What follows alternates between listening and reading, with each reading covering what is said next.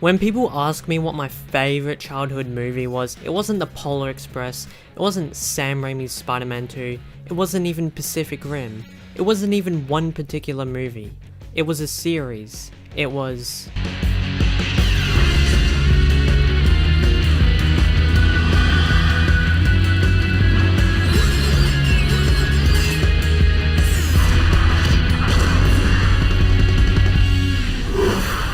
Gosh, I don't even know where to begin, and so I watched every single movie again, just to make sure it wasn't nostalgia making me think it was good.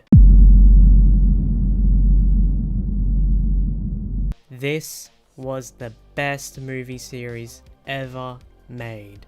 How and why was this series, this masterpiece of racing combined with alien drones, such a good series? Why haven't more people talked about this? Why aren't there more movies about this? If you're looking for a series like Fast and Furious with its high stakes, cool cars, sci-fi, driving, and characters, this series is it, chief.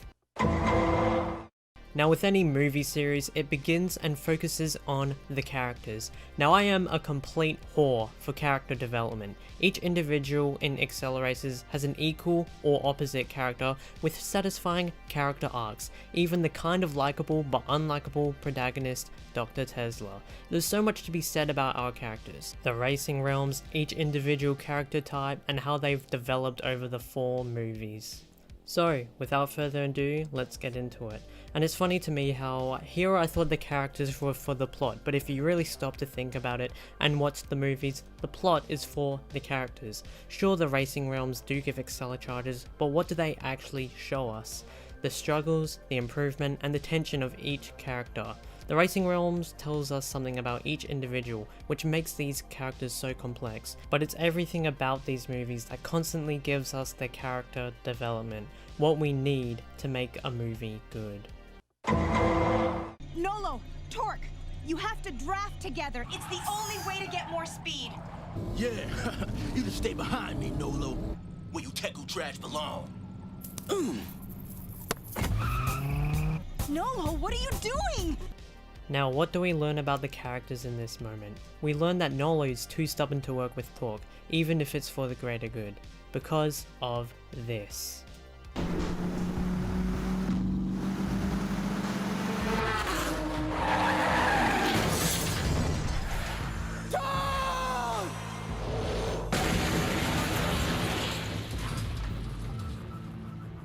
Which is why we get these perfectly human, realistic responses earlier in the movie. I know the coast road better than anybody, Nolo. Dude, I used to come out of here surfing before I could even drive. Whatever, man. I was driving before I could drive. What does that even mean? Remember who's the Teku leader, huh?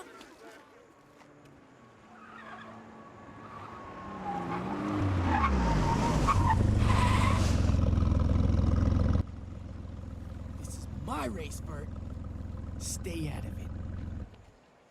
He's only the leader because of his brother. Nolo again is stubborn and brash. Him being the leader of the Teku is the closest he can get to his brother because... You trying to take my place? I know I can beat Thor. Come on, Tone. Let me race him. You wanna be the leader now, little bro? he has to prove to himself that he was good enough to race Torque before, and he's good enough to race him now, and be a good enough leader in place of his brother, which is why he gets angry whenever someone questions his authority. He needs to prove this to himself and race against the person who killed his brother. He heavily blames Torque for why his brother died, which contributes to the fury of both sides, which is why Nolo does this. Huh? Go to bed, Nolo. We can't beat the drones if we have to fight the maniacs at the same time. This isn't about winning races. Not for you. It's about revenge for what happened to Tone. Yeah, murder doesn't just happen. Tone crashed because he made a mistake. Tone didn't make mistakes. Stop pretending, Nolo. You know how I like to show off. I told him he was drifting too much in the turns. Don't tell me about my brother! Yeah. He wouldn't listen to me either. He very well could have and would have sabotaged Torque's car in order to get back at him for killing his brother. He refuses to admit Tone was in the wrong and that he drifted too far. He is in denial and blames it all on Torque. He thinks his brother is perfect to preserve his image. But then we have Torque, Nolo's opposite, being the leader of the Metal Maniacs and being the one to survive the crash of Tone. You just stay behind me, Nolo, where you Teku trash belong. He constantly bullies Nolo, bullies any Teku, and has no guilt. Until...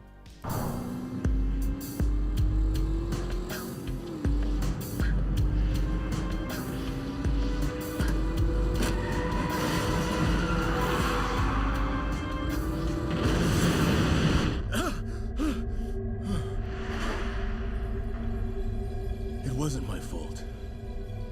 Was it?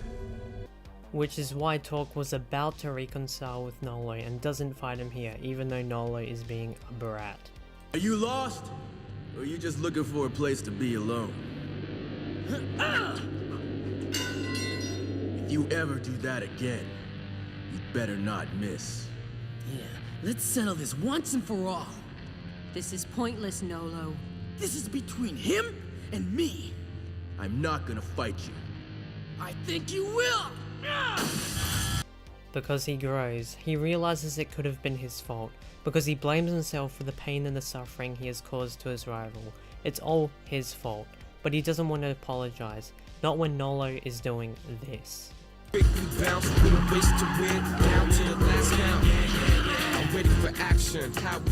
to fight yet? But he takes the brotherly role, ironically, out of guilt and looks after Nolo by... What do you want? You can stay down there if you want. I don't care. saving him. But Nolo's character keeps developing. When it was one from revenge... Hey, Nolo. I know it's bothering you. It's what happened in the Metro Realm, isn't it? You can't forgive Torque for saving your life and spoiling your revenge. Hey, I saved his life too. to one in memory of his brother. Oh, sweet. But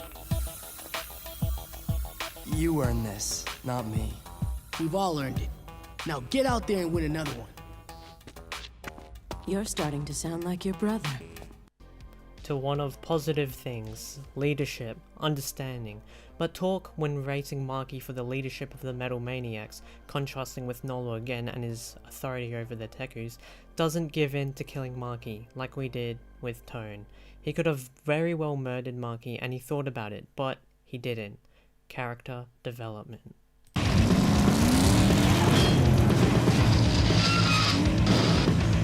Back off, Wild, or I'll send you into the cliff. Try it, Torque! It's the only way you're gonna beat me!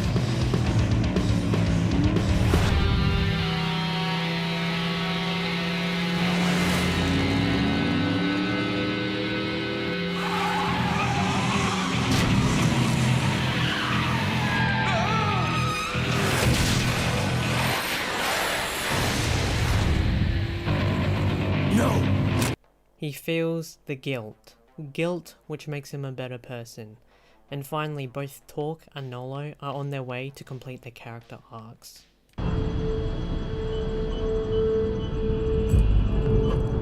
Sorry about what happened to your brother, Nolo.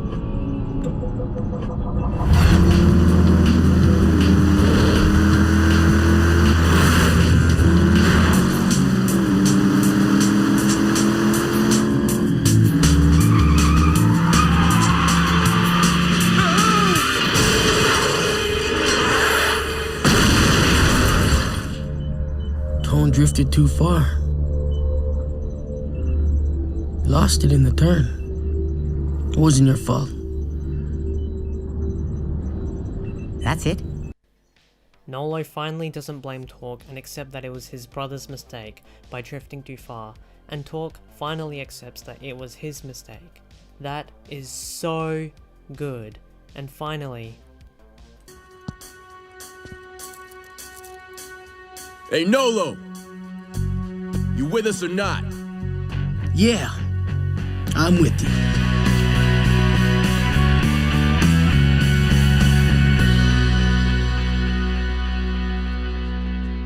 He finally lets go of his brother, all the anger and frustration that he felt, and people think that these movies are for kids. They fully complete their character arcs as sworn enemies, now friends. Kurt's relationship with his brother is the opposite of Nolo's and his brother. Nolo was close with his brother, but Kurt isn't, and their relationship is always regressing. However, at least Kurt still has a brother, another contrast to Nolo and Tone. Marky hates his brother, which is why he's so... Hey, I want to congratulate you metal maniacs. You guys did a great job handling those sweepers, especially since you did it without a leader. I've had enough of you!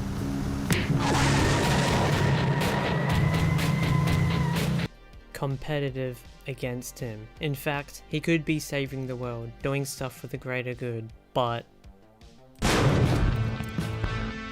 You're not keeping me from racing in the realms anymore! You can race, as soon as you put winning ahead of settling the score with your brother. The tension, the character drama and development can keep the movies rolling even without the racing. And it all is Kurt's fault, because he said... What are you worried about, Marky? If this deal wasn't cool, I wouldn't go anywhere near it. And if something does go wrong, we'll be in it together.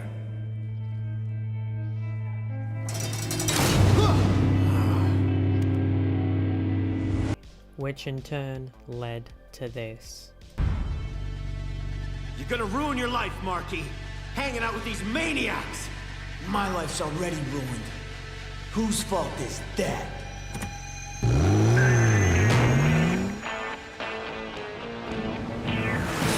He didn't even feel like he could be with his brother because of his betrayal.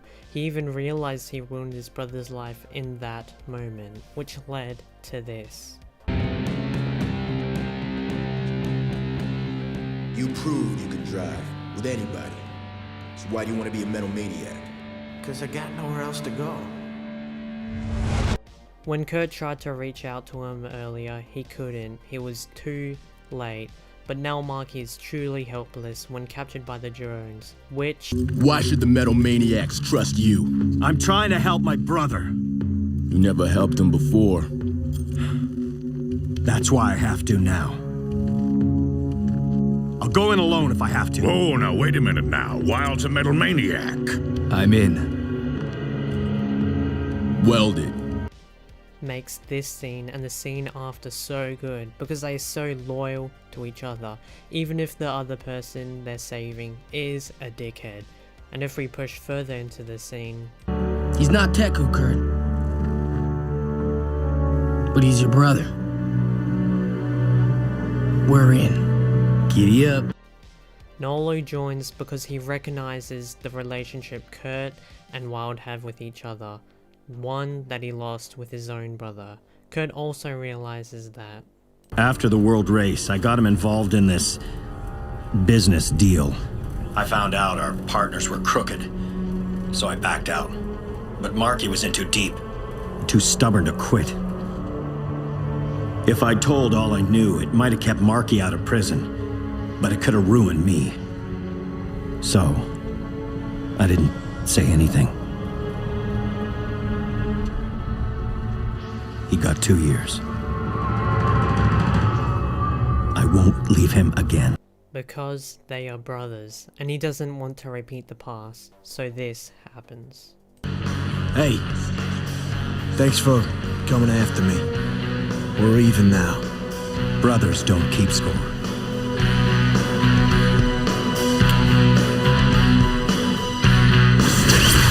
Marky could have easily gotten man and not let things go, but he understands, and Kurt has finally reached out to his brother, rather than just letting him be. Porkchop has to be one of the most typical, likable, huggable big bears within the series, but even an apparent one-dimensional character like him has a complex character arc. Even in the first movie we get a glimpse. Looks pretty good across the water, Porkchop. It looks clear.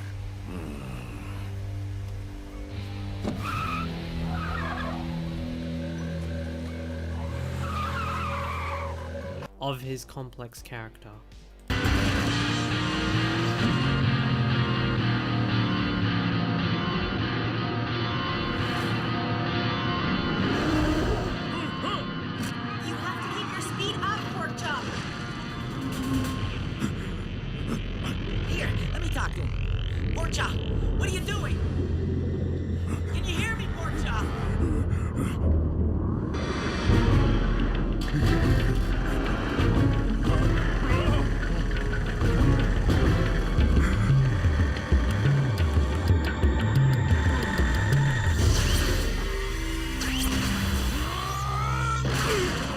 It's a subtle, okay, that's a big sign that Porkchop is afraid of water. But why is he afraid of water? Why is he homophobic? He's a big guy, he should be tough, no? And to be afraid of water is absolutely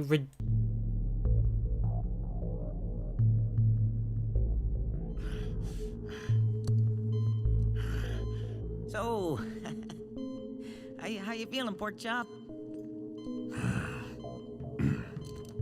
That good, huh? So, anyway, I just wanted to ask, what happened in there? Why'd you freeze up like that? I don't like water. That's why you never take a bath. I took a bath. Once. So you mean you don't like to go swimming? Or maybe you just never learned how? I'm afraid of water, all right? Very afraid. How come? Well, my daddy, see, he drowned when I was a little boy. Oh. Well, everybody's afraid of something. Look at me, I'm afraid of everything. Oh, that really explains it. You see how complex these characters are? You see you see what I mean? Taro, the man who's always calm under pressure. Probably one of the best drivers in the AcceleRacers. Even though his character arcs are short, they are still relatable and to the point. The Metal Maniacs were just a bunch of uncultured people, much like a tribe with a ruler. What do you think you're doing? Watching a race. What do you think we're doing? Wild Challenge Torque. The winner gets to be leader of the Maniacs. And to you, that seems a logical way to choose a leader? But later we see character development from Taro, from taking Gig's words of wisdom. I'm the leader of the Maniacs, now I decide who drives! Porkchop! You go in instead of Torque! My hog's burned up. Sparky was helping him work on it, and it's kinda... It's in hog heaven. Take Torque's car! Porkchop. Don't do it. Hey, I'm not taking Torque's place. Hey, don't look at me! I'm the leader! It takes more than winning a race to make a leader. It's almost as if... Actually, I forgot, what's the word for it? Oh yeah, there's character development. Payback for the Ice Realm.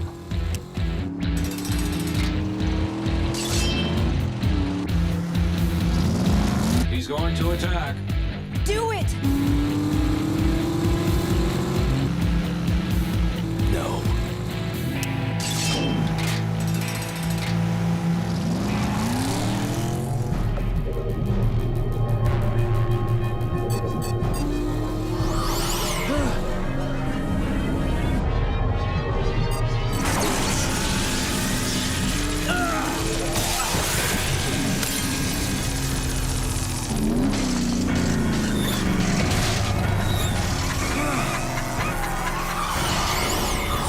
Taro had every right to take revenge on who he thought was Karma, but he didn't. He chose to be the better person, making the right choice even though others have done the wrong one. He was going to give in, but he didn't. Instead, his character developed instead of regressed. How many times have you been in that situation? Plenty, I guess. And then Taro gets punished for doing the right thing, much like something we can all relate to.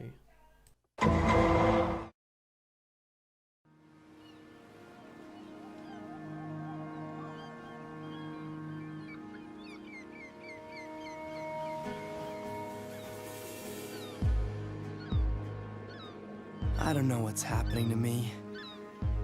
I won the world race. I'm supposed to be the best. Then why can't I win now? I couldn't save Kadeem in the Storm Realm.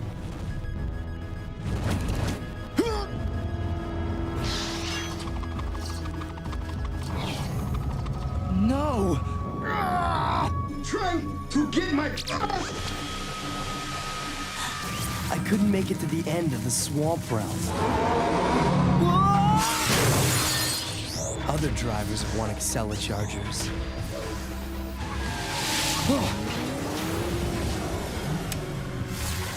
But not me.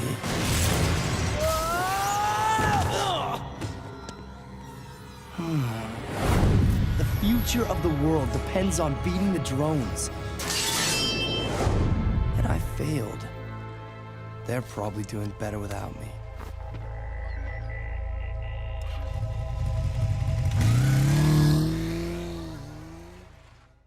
My gosh, how are you not going to think that Vert doesn't have a good character arc? Who hasn't felt like this at times? I certainly have.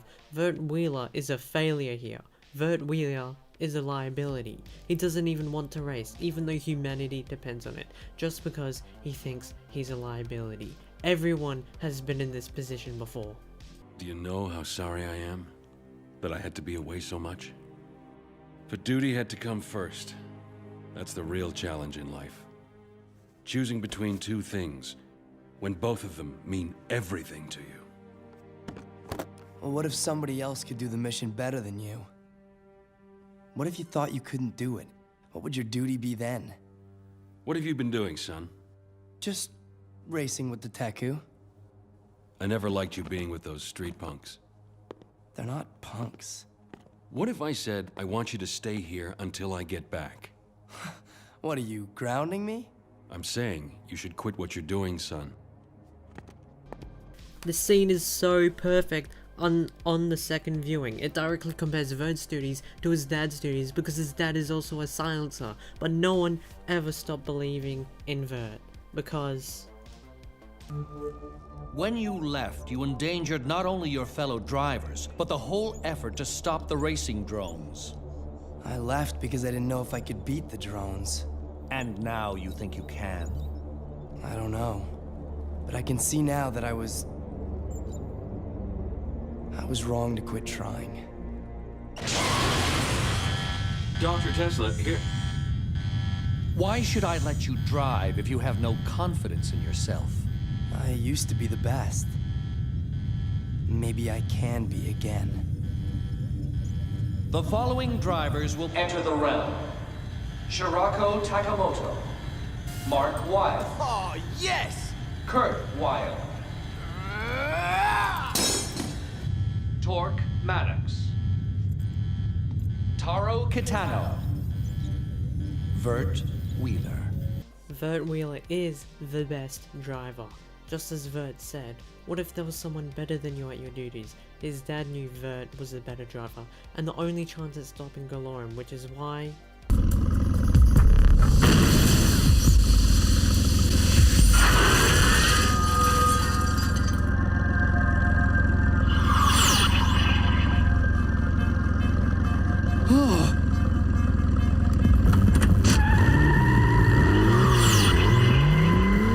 he helped Vert instead of going to the race instead. Dr. Tesla is one of the smartest and most interesting character within this whole series. He's very mysterious and only gives out information and implements measures only when he thinks it's necessary. He's almost as if chaotic good. He only listens to himself because... Drone's driving is very precise, like a machine. But there are some things it does perfectly. The skills that were especially tested in each of the realms we've gone into. In the Storm realm, it was staying focused on your driving. In the Swamp realm, it was finding the line with the best grip. The Cavern realm was about driving in the dark. To win the Lava realm, you had to understand how the track affected your tires. The drones are mastering specific skills every time they go into a racing realm. And maybe that's the whole point of the realms. No, the point of the realms is to win the AcceleRacers. He thinks he's the smartest. He's prideful, because this is his life's study, and no one else can have interpretations but him. In trying to stop Galorum, Dr. Tesla has become her. Galorum has a human robotic appearance, and as soon as Tesla tried to stop her, he has his body to work on an exoskeleton, a human becoming a machine. Dr. Tesla also has no emotions, and is emotionally detached from his drivers. They've got Nolo too. I never should have let them take the AcceleRacers into the realm. Again, much like Galorum, which is seen through Dr. Tesla prioritizing winning over his drivers, he would rather 10 of his drivers die and 1 survive in order to win the race. Hey, which track are we supposed to take? They may all lead to the end. The last time they led to nowhere. I didn't copy that. Say again? They'll have to split up. If they do, they won't be able to help each other. It's the only way. Tell them, Lonnie. No, you tell them. Tesla is constantly pushing tensions between the drivers in order to hopefully make them better at driving while having no feelings for how they are feeling. Kurt Wilde. Mark Wilde. Ugh, those two are as bad as Nolo and Torque. Are you encouraging competition again? Curious, isn't it? Nolo can't forget his brother, and Mark Wilde can't forgive his. A direct contrast to Dr. Tesla can be seen through Lonnie's humanity and how they address their drivers. The following drivers will enter the realm. Kurt Wilde, Taro Kitano, Mitchell McClurg. Who's Mitchell? Hey, the name's Monkey. Dr. Tesla is more formal, he uses their full names, while Lonnie... Following drivers will enter the realm. Nolo. Shirako. Karma. calls them by their preferred name, much like a friend, not like a teacher or a boss, or a robot even. Lonnie, take Nitrium out of the escape tunnel, far from the Accelerdrome. When I cross these cables, it will send an electrical surge into the nitrox storage tanks. The resulting explosion will destroy the drones and the Accelerdrome. So, how much time will you have to get away? The tanks will detonate as soon as I cross the cables. I won't be getting away. What? No, I won't let you! Dr. Tesla is right. The drones must be destroyed. They are only machines after all, as am I. Gig, what are you doing? I will stay and destroy the drones. No! It's pointless to argue with a machine. Dr. Tesla is reconnected with his humanity after losing his chance at seeing the Accelerons. He realizes he has been a bad person, and in trying to redeem himself, he has to sacrifice himself. But since he is reconnected with his humanity and disconnected from his machine-like personality, Gig sacrificing himself only proves that Dr. Tesla has become human. Gig saying there's no point in arguing with a machine was Dr. Tesla the whole course of the series, except now. Last but not least, we have Kadeem. Kadeem symbolized unity and humbleness, contrasting to the Tekus and the Maniacs, which is why he was killed off. In fact... Good, Taro! We can take on these drones together! I'm gonna pass you. As soon as the drivers, especially Taro, got cocky and thought it was all they're doing, which is why they were winning, this happens. Kadeem! Kadeem, can you hear me? I'm trying to get my... Which causes this.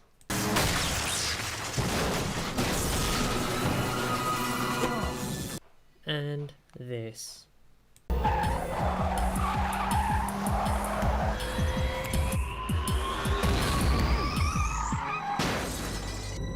Karma!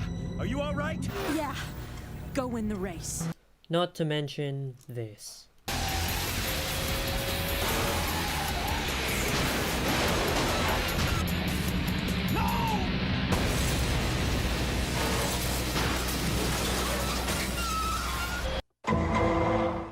Also, on a side note, I just thought about this while I was just about to frickin' encode the video and export it and post it, but I just realized this. Gamorum is literally a big baby. The AcceleRacers threw her out, and what does she do? Instead of finding a new path, she's a huge baby about it. And you know what? She tries to prove them wrong, much like you'd try to prove a bully wrong, or prove your parents wrong, or prove your dad wrong that thought you couldn't do it.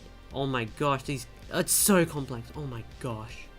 Now this series is absolutely perfect, and although other characters could be developed more, the movies distribute the time evenly at the sweet spot, along with a perfect pacing of the plot. They could have developed Shirako more with why he listens to so much music, Karma on why she wants to be so perfect at driving, and Monkey and why he's such a goofy monkey. But that would be the icing on the cake, which this movie doesn't really need. You don't need icing on the cake when the cake itself is perfect. The darker tones, almost Batman-like tones to this movie is successful. It's what makes the movie successful and appeals to a wide variety of audiences with all of its deep themes. Its characters, its plot, my gosh, this is such a good series. Probably the best driving series ever.